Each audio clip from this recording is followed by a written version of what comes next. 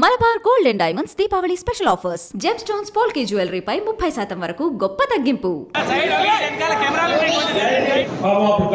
Programme లేదు, నన్ను కనబడతారు.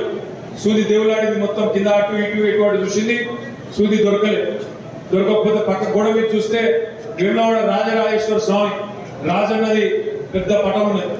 తిరిగి దండం పెట్టుకొని రాజన్న దేవుడా నాకు ఆ సూది గిన్నె దొరికితే నీకు వెంటనే 6 కిలోల చక్కెర, 6 కిలోల బెల్లం, 600 కొబ్బరికాయలు నీకు నేను కొడతాను. వెంటనే దొరికేటట్టు చేయండి అనగానే వెంటనే కోడల పిల్ల లోపల వంట చేస్తాను ఇంట్లో గురికొచ్చి అత్తానికి ఏమైనా పిచ్చిలేసిందా, ఎవడన్నా 5 పైసల సూది కోసం 6 కిలోల చక్కెర, 6 కిలోల బెల్లం, 600 కొబ్బరికాయలు ఎవరైనా కొడతాడా బుద్ధినోడు, ఏం చేస్తాడు పిచ్చిలేసింది కన్నదా అంటే అత్త ఏమన్నా జరిగానా, నీకే పిచ్చిలేసింది నీకు తెలియదే, మొదలు సూది అయితే దొరకని రాదు, ఆ తర్వాత రాజన్న వస్తాడా నన్ను పట్టుకుంటాడా, నేను ఆయనకు దొరుకుతానా, మళ్ళా నేను పోయి హైదరాబాద్ లో ఢిల్లీలో పడ్డా అంటే మళ్ళా నన్ను పట్టుకుంటాడా అని అన్నదట. అర్థమైంది నేను ఎవరి గురించి చెప్తున్నాను. సమజ్దార్కో ఇషారా కాఫీ. సిరిసిల్ల పిల్లలకి చాలా హుషారుగా అంటున్నా, అంత హుషారు లేదు. చాలా కథలు చెప్తారు, ఇప్పుడు ఇంటింటికి వస్తారు కథలు చెప్తారు, ఇది చేస్తాము అది చేస్తాం అంటారు. 55 ఏళ్ళు ఏమి చేయని సన్నాసులు కాంగ్రెస్ బీజేపీ వాళ్ళు మళ్ళొచ్చి ఇది చేస్తాం అది చేస్తామంటే ఒక్కటే చెప్పండి, మాకు అన్ని చేసే ముఖ్యమంత్రి కేసీఆర్ ఉన్నాడు, మా అన్న ఇక్కడే రామన్ ఉన్నాడు, తప్పకుండా చెప్పి మా తమ్ములతో చెల్లెలతో మాట్లాడమని ఆహ్వానించినందుకు, ఈ కార్యక్రమాన్ని ఏర్పాటు చేసినందుకు చంద్రబాబు గారికి, అదేవిధంగా మా పట్టణ కౌన్సిలర్లందరికీ పేరు పేరున, పట్టణ వార్డు అధ్యక్షులందరికీ పేరు పేరున హృదయపూర్వకంగా నేను ధన్యవాదాలు తెలియజేసుకుంటాను. ఎక్కువ చెప్పేది ఏం లేదు, ఒక 3-4 విషయాలు. ప్రతిరోజు తెల్లారి లేవగానే మీ దినచర్య ప్రారంభమయ్యేది ఫోన్తో. తెల్లారి లేవగానే ఫస్ట్ చెక్ చేసేది ఫోన్, అంతేనా? తెల్లారి లేవగానే మొదలు స్మార్ట్ ఫోన్లో వాట్సాప్, ఇన్స్టాగ్రామ్ లేదా ఫేస్బుక్, ఇంకా స్నాప్చాట్ తెలియదు, రెడ్డిట్ తెలియదు, కానీ ఇన్స్టాగ్రామ్, ట్విట్టర్ కొద్దిగా తెలుసు. మీ దినచర్య ప్రారంభమయ్యేది దాంతోనే తెలుసున్నాను. ఎందుకు తెలుసు అంటున్నా అంటే, కొన్ని పార్టీలు, కొన్ని రాజకీయ పార్టీలు ఈ మధ్యన ఏం నేర్చుకున్నాయంటే, ప్రజల్లో, సమాజంలో, దేశంలో, రాష్ట్రంలో ఏమైనా చేసినా చేయకపోయినా, ఒక పని చేసినా చేయకపోయినా ఒకటి మాత్రం బాగా నేర్చుకున్నారు వాళ్ళు. ఏంటంటే ఉన్నది లేనట్టు, లేనిది ఉన్నట్టు ఆ వాట్సాప్లలో, ఇన్స్టాగ్రామ్లలో, స్నాప్చాట్లలో ఉన్నది లేనట్టు చూపెట్టడం, లేనిది ఉన్నట్టు చూపెట్టి యువతని దారి మళ్లించే ప్రయత్నం మాత్రం బలంగా చేస్తూ ఉన్నారు.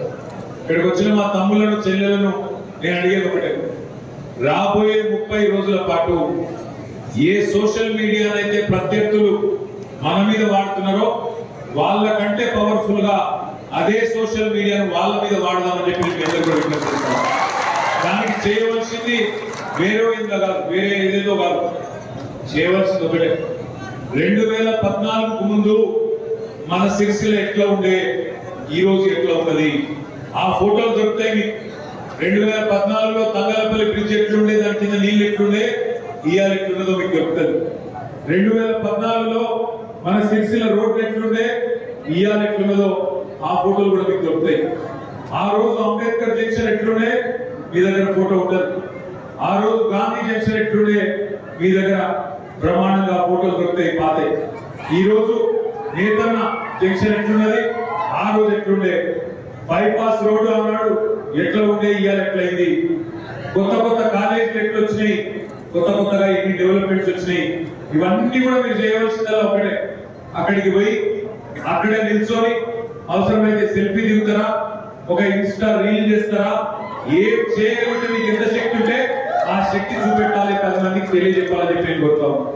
ఇవాళ ఎట్లా ఉన్న సిరిసిల్ల ఎట్లయిందో మీ కళ్ళం కంటే మీకే కనబడుతున్నారు. ఒకనాడు సిరిసిల్ల అంటే గురిసిల్లగా మారిపోయింది. ఇదే పత్రికా మిత్రులు ఇక్కడ జరుగుతున్న ఆత్మహత్యల గురించి మరి గురిసిల్లగా మారిపోయింది సిరిసిల్ల అని చెప్పి ఒకసారి కాదు ఎన్నో సందర్భాల్లో వార్తలు రాశారు. ఆఖరికి సిరిసిల్ల గోడల మీద రాతలు ఉంటుండే. ముఖ్యమంత్రి గారు ఎప్పుడు చెప్తుంటారు, మొన్న ఇక్కడికి సిరిసిల్లకు వచ్చినాడు కూడా అదే మాట గుర్తు చేసుకున్నారు. 2006లో 7లో 8లో 9లో ఆనాడు కాంగ్రెస్ ప్రభుత్వం ఉండగా ఒకటే వారంలో 8-9 మంది నేతలు ఆత్మహత్య చేసుకుంటే, నేతన్న నువ్వు సావద్దు, నేతన్న బతుకు మీద ధైర్యం కోల్పోవద్దు అంటూ ఆనాడు అధికారులు గోడల మీద రాసిన రాతల ఫోటోలు కూడా మీకు దొరుకుతాయి. ఇవన్నీ కూడా ఒకసారి అందరికి యాద్ చేయాలి, అందరికి గుర్తు చేయాలి. ఆనాడు సిరిసిల్ల ఎట్లుండే, ఈ రోజు తెలంగాణ వచ్చినాక కేసీఆర్ గారి నాయకత్వంలో సిరిసిల్ల ఎట్లయింది అనే మాట ప్రతి ఇంటికి, ప్రతి మనిషికి, ప్రతి ఫోన్కు చేర్చవలసిన బాధ్యత మా తమ్ముళ్ళు చెల్లెలు మీ అందరిని చెప్పి నేను కోరుతా ఉన్నా. చేస్తారా? గెలిపిస్తారా లేదా? పక్కానా? ఇది సౌండ్ వస్తలేదు మరి. పక్కా పక్కా డౌట్ ఏం లేదా?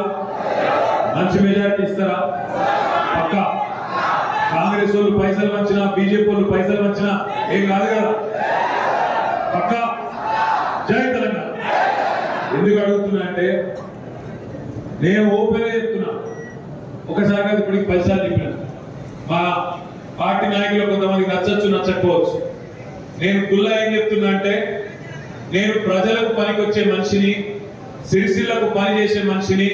అందుకే నేను పైసలు వంచకుండా, మందు పోయకుండా ఓట్లతో గెలిచొస్తా, మా ప్రజల దీవెనతో గెలిచొస్తా ధైర్యం చేస్తాను. నా నమ్మకాన్ని నిలబెట్టవలసిన బాధ్యత.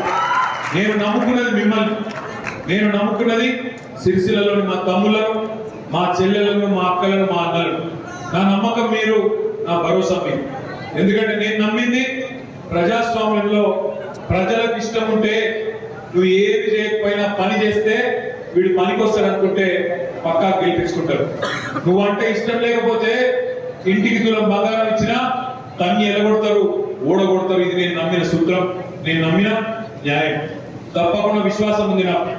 4 ఎన్నికలు కొట్లాడిన ఇప్పటికీ సిరిసిల్ల దయతో, సిరిసిల్ల ప్రజల ఆశీర్వాదంతో ఇలా నాకంటూ ఒక గుర్తింపు వచ్చింది. అంటే ఇంతకుముందు ఆగానే ఒక మాట అన్నాడు, మీరు నా రుణం తీర్చుకోవాలన్నాడు. మీరు నా రుణం తీర్చుకున్నాడు అనే మాట తప్పు. నేనే మీ రుణం తీర్చుకునే బాధ్యత మీ అందరికీ. నాకు రాజకీయంగా ఇలా ఒక గుర్తింపు ఇచ్చిన సిరిసిల్ల రుణం తీర్చుకునే బాధ్యత నా మీదనే ఉన్నది. ఒక పిల్లగాడు వారికి చిన్నప్పటి నుంచే చదువు సందేహం రాలేదు. చిన్నప్పటి నుంచే లంగ సోపతులు గలీజ్ అలవాట్లయినాయి. తెలుసా ఈ కథ మీకు? ఆల్రెడీ గలీజ్ అలవాట్లయినాయి. అట్లే పెరిగి పెద్దగా అయిన రోజు 17-18 ఏళ్ళకి వచ్చింది. గలీజ్ సోపతులు మీరేం చదువుతాం? మీ అన్ని మంచి సోపతులు, మీకు మాత్రం సోపతులు మీకు వచ్చదు. ఆ పిల్లగాడు మాత్రం చెడిపోయి 16-17 ఏళ్ళకి వచ్చి బాగా తాగుడు అలవాటైంది. ఓ రోజు బాగా తాగి అప్పటికి హోస్టల్ లేడు, ఇంకా తాగాలనిపించి వాళ్ళ నాయన ప్యాంట్లకి వెళ్ళి పైసలు ఇవ్వలేదు. అమ్మ చూసింది, వచ్చి పట్టుకొని ఒకటి గుద్దిన తర్వాత వాడు రోగం పడ్డ తీసుకొని వాళ్ళ అమ్మ మీద మళ్ళీ వాడు కొట్టి స్పాట్లో అమ్మ చచ్చిపోయింది. నాన్న కూడా గుద్దింది, నాన్నను కూడా చంపేస్తే మరి పోలీసులు పట్టుకుపోయి జైల్లో పెట్టింది. జైల్లో పెట్టినాక శిక్ష చేసేందుకు జడ్జి గారి దగ్గర తీసుకొచ్చి ఆ జడ్జి గారు చూసి ఒక మాట అడిగాడు ఆయన, అరే నేను చాలా మంది గలీజ్ గాలను చూసినా కానీ నీ అంత గలీజ్ గారిని చూడలేదురా, నీకేం శిక్ష చేయాలో నువ్వే చెప్పు అన్నాడు. అంటే వాడు అప్పటిదాకా చాలా రుబాబుగా నిలబడ్డాడు. అప్పుడు అన్నాడు, సార్ నాకు తల్లిదండ్రులు లేదు సార్, అనాథం సార్, నన్ను రెస్పెక్ట్ సార్ అన్నాడు. తల్లిదండ్రి చంపినోడే మళ్ళొచ్చి అయ్యా నేను అనాథం సార్, నన్ను రెస్పెక్ట్ అన్నాడు. ఇలా కాంగ్రెస్ వాళ్ళ కథ కూడా కట్టలేదు. ఈ రోడ్ గిట్లు ఎందుకుంది, ఆ మోరి గట్లు ఎందుకుంది, మరి నువ్వు 55 ఏళ్ళు నువ్వేం చేసావు? 55 ఏళ్ళు అధికారం ఇచ్చినప్పుడు తాగునీరు చేత కాలేదు, కరెంట్ చేత కాలేదు, ప్రాజెక్టులు కట్టే చేత కాలేదు, నేతల బతుకులు మార్చే చేత కాలేదు, తాండాలు పంచాయతీలు చేసే తెలివి లేదు, సిరిసిల్లకు జిల్లా చేసే తెలివి లేదు, సిరిసిల్లకు మెడికల్ కాలేజ్ ఇచ్చిన చరిత్ర లేదు, సిరిసిల్లకు ఇంజనీరింగ్ కాలేజ్ ఇచ్చిన చరిత్ర లేదు, సిరిసిల్లకు నర్సింగ్ కాలేజ్ ఇచ్చిన చరిత్ర లేదు, నీళ్లు తెచ్చిన చరిత్ర లేదు, సిరిసిల్లకు నిధులు తెచ్చిన చరిత్ర లేదు. ఇవాళ వచ్చి మాత్రం ఉకదప్పుడు ఉపన్యాసాలు ఇస్తున్నారు. మమ్మల్ని గెలిపియండి, ఇది చేస్తాం, అది చేస్తాం, మోసేతికి బెల్లం పెడతాం, మీరు రాకుండ్రి అని చెప్పి ఇష్టం వచ్చినట్టు హామీలు ఇస్తా ఉన్నారు. దయచేసి ఆలోచించండి. 11 సార్లు మీరు అవకాశం ఇచ్చినా దగా చేసిన సన్నాసులు, 11 సార్లు మీరు అవకాశం ఇచ్చినా ఏమీ చేయని వాళ్ళు మరి ఇవాళ మళ్ళీ వచ్చి ఇష్టం వచ్చినట్టు మాట్లాడితే నమ్ముదామా? ఆలోచించండి. ఈ పార్టీ ఏమో ఇట్లున్నది, ఇంకో పార్టీ ఉన్నది బీజేపీ. వాళ్ళు ఇంకా గొప్పలు. 2014 ఏమన్నాడు మోడీ? भाइयों बहनों मित्रों आप सभी लोग जन धन खाता खोलो, मैं धन 15 लाख देता हूं అన్నాడా? అదే ఒక్కరికైనా దేశంలో 15 లాఖ్ ఎన్ని మాటలు చెప్పిండు? 15 లాఖ్ ప్రపంచంలో ఉన్న నల్లధనం అంతా తెస్తా అన్నాడు. మొత్తం దేశం అంతా 15 లక్షలు పంచుతా అన్నాడు. పంచిండా? ఇక్కడ కరీంనగర్ లో ఆయన తెలుసు కదా, ఆయన వాళ్ళు వారాల అబ్బాయి అన్నా ఏ వారం అన్నాడు. ఏంద్రాబాయ్ అంటే ఏ వారం ఏ దేవుడు గద్దెప్పు పడింది తెలియదు, ఒక అభివృద్ధి తెలియదు, ఒక సంక్షేమం తెలియదు, ఒక కాలేజీ తెచ్చే ముఖం లేదు, ఒక స్కూల్ తెచ్చే ముఖం లేదు, ఒక పరిశ్రమ తెచ్చే తెలివి లేదు. కానీ ఒకటి మాత్రం తెలుసు, అన్నా ఏ వారం అన్నా ఈరోజు ఏం దేవుడు అన్నా ఇది ఒకటే, ఏం తెలియదు. పాపం పెద్దగా చదువుకోలేదు, దొంగ డిగ్రీలు, ఏం చేస్తాం మరి? ఏం చదువు రాకపోతే ఏం చేయాలి? పిల్లగాళ్ళని రెచ్చగొట్టాలి, నోటికి వచ్చినట్టు ఏది పడితే దొరకాలి. ఏమంటాడు ఆయన? దేవుడు అన్నా దేవుడు మోడీ అంటాడు. ఎవరికి దేవుడు? ఎందుకు దేవుడు? 60 రూపాయల డీజిల్ 105 రూపాయలు చేసినందుకు రైతులకు దేవుడు. 70 రూపాయల పెట్రోల్ ఎంత ఇద్దాం మీకు?